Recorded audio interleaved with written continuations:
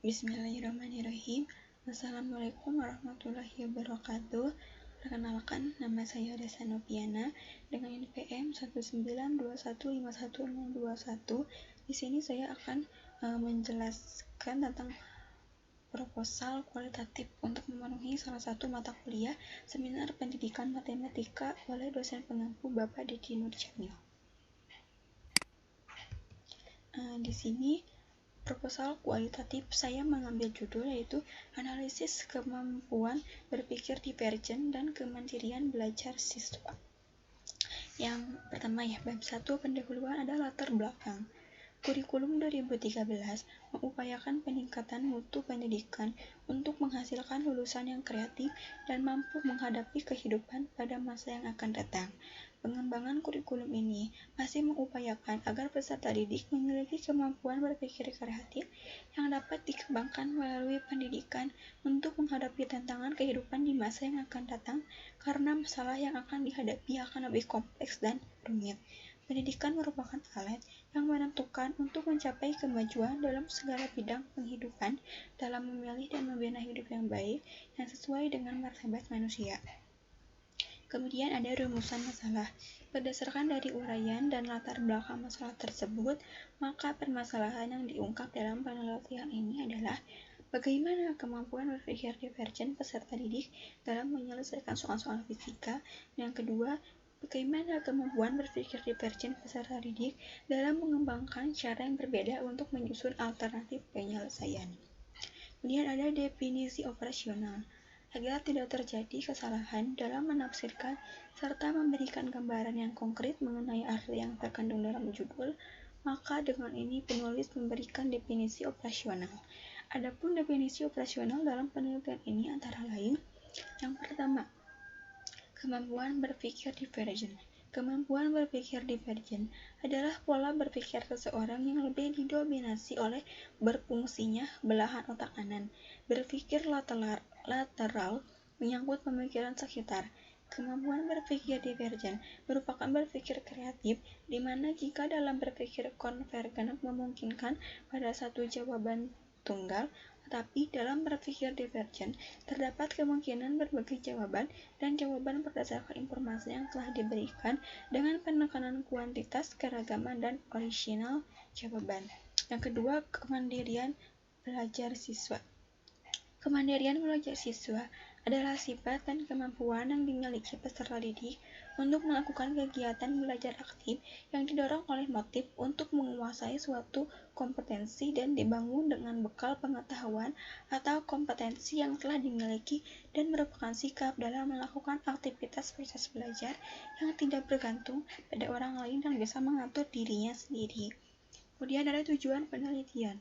Berdasarkan rumusan masalah yang telah dikemukakan di atas, maka tujuan penelitian ini adalah 1. Untuk menganalisis kemampuan berpikir divergen siswa peserta didik dalam menyelesaikan soal-soal fisika. Yang kedua, untuk menganalisis kemampuan berpikir divergen peserta didik dalam mengembangkan cara yang berbeda untuk menyusun alternatif penyelesaian.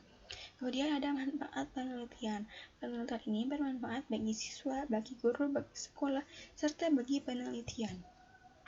Kemudian ada bab 2 tentang kajian teori. Yang pertama ada bagian landasan teori.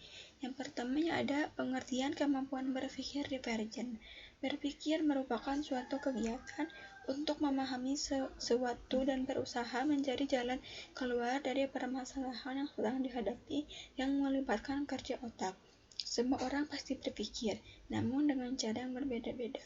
Menurut Subali tahun 2017, kemampuan berpikir divergen dinyatakan sebagai keterampilan peserta didik dalam mengembangkan gagasan kreatif yang ditimbulkan oleh suatu stimulus. Berpikir divergen penting sebagai syarat utama seseorang mampu berpikir kreatif. Kemudian yang kedua ada komponen kemampuan berpikir divergen. Yang pertama ada kelancaran berpikir atau fluency of thinking. Yang kedua ada keluasan berpikir atau flexibility of thinking. Yang ketiga ada originalitas berpikir atau originality of thinking. Dan yang terakhir ada keterperincian berpikir atau elaboration of thinking. Kemudian ada pengertian kemandirian belajar. Kemandirian belajar sangat penting dalam proses belajarnya siswa. Masalah yang bisa terjadi dari rendahnya kemandirian belajar yaitu berdampak pada prestasi belajar siswa yang menurun, kurangnya tanggung jawab siswa, dan ketergantungan terhadap orang lain dalam mengambil keputusan maupun dalam mengerjakan tugas-tugas sekolah.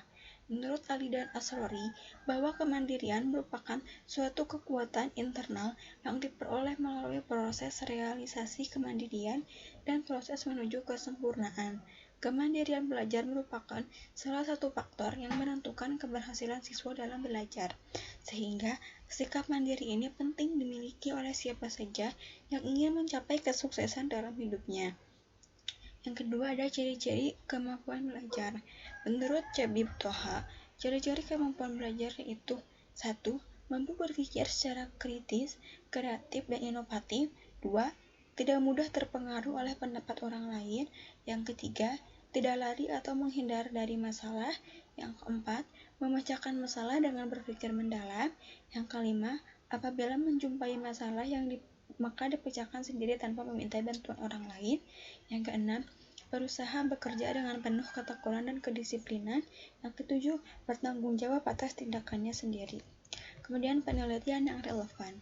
Penelitian yang relevan adalah penelitian yang telah ada dan pernah dilakukan oleh peneliti sebelumnya, sehingga dapat dijadikan acuan dan pendukung dalam sebuah penelitian yang baru.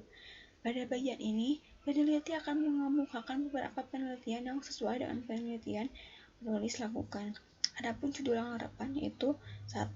Pengaruh kemandirian belajar dan bimbingan belajar terhadap kemampuan memahami jurnal penyesuaian pada siswa SMA Melati Perbawangan oleh Dede Sahput pada tahun 2017.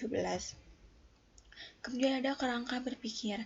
Kendala utama yang dialami peserta didik dalam menyelesaikan soal fisika adalah lemahnya kemampuan mereka dalam memahami maksud soal dan kurangnya keterampilan menyusun rencana penyelesaiannya. Hal ini dapat dimaklumi mengingat bentuk soal yang disajikan selama ini, baik pada ulangan akhir semester maupun ujian nasional adalah bentuk pilihan ganda. Sedangkan untuk soal yang berbentuk uraian, peserta didik kurang dapat menyelesaikan sesuai dengan jawaban yang dikehendaki, terutama soal berbentuk uraian. Dalam menyelesaikan soal fisika, kemampuan peserta didik dapat dilihat dari sejauh mana peserta didik tersebut dapat memecahkan masalah yang terdapat dalam soal tersebut. Kemudian ada bab 3 metode penelitian. Yang pertama ada jenis penelitian. Metode atau pendekatan penelitian yang digunakan dalam penelitian ini adalah menggunakan pendekatan kualitatif. Metode penelitian kualitatif sering disebut sebagai metode penelitian naturalistik karena penelitiannya dilakukan pada kondisi yang alamiah atau natural setting. Metode penelitian kualitatif adalah metode penelitian yang berlandaskan pada filsafat post-positivisme, digunakan untuk meneliti pada kondisi objek yang alamiah atau sebagai lawannya adalah eksperimen, di mana penelitinya adalah sebagai instrumen kunci. Teknik pengumpulan data dilakukan secara triangulasi atau gabungan antara data bersifat induktif atau kualitatif, dan hasil penelitian kualitatif lebih menekankan makna daripada generalisasi. Kemudian yang kedua ada desain penelitian.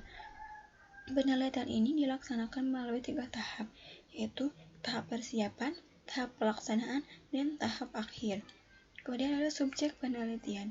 Subjek penelitian yang dipilih adalah subjek penelitian yang dapat memberikan informasi sebanyak mungkin dalam penelitian.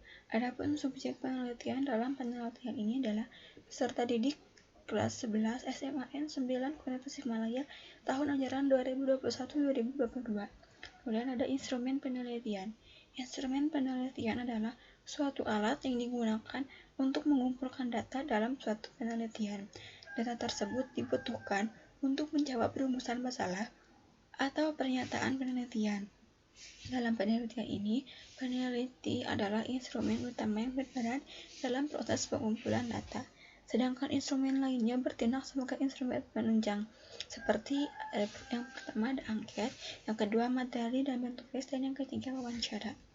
Kemudian ada teknik pengumpulan data. Teknik pengumpulan data adalah segala peralatan yang digunakan untuk memperoleh, mengolah, dan menginterpretasikan informasi daripada responden dengan pola pengukuran yang sama. Teknik yang digunakan yaitu observasi dan wawancara. Yang kedua, teknik analisis data, berupa 1. Reduksi data, kedua penyajian data, dan yang ketiga penarikan kesimpulan. Kemudian ada teknik validitas data. Dalam penelitian kualitatif, faktor keabsahan data sangat diperhatikan karena suatu hasil penelitian tidak ada artinya jika tidak mendapatkan pengakuan atau terpercaya. Untuk memperoleh pengakuan terhadap hasil penelitian ini terletak pada keabsahan data penelitian yang dikumpulkan. Untuk menetapkan keabsahan data, dipergunakan teknik pemeriksaan yang didasarkan atas sejumlah kriteria yaitu 1. Kredibilitas, yang kedua transferabilitas, yang ketiga dependabilitas, dan yang keempat konfirmabilitas. Kemudian waktu dan tempat penelitian. Waktu penelitian ini dilakukan pada bulan Januari 2022 hingga bulan Februari 2022 selama 4 minggu atau 4 pertemuan. Kemudian tempat penelitian ini dilaksanakan setelah proposal diseminarkan yang berlokasi di SMA Negeri 9 Kota Tasikmalaya. Nah, mungkin cukup sekian yang dapat saya sampaikan mengenai proposal kualitatif yang saya buat. Mohon maaf apabila banyak kesalahan dalam penyampaiannya. Wabillahi taufiq wal hidayah. Wassalamualaikum warahmatullahi wabarakatuh.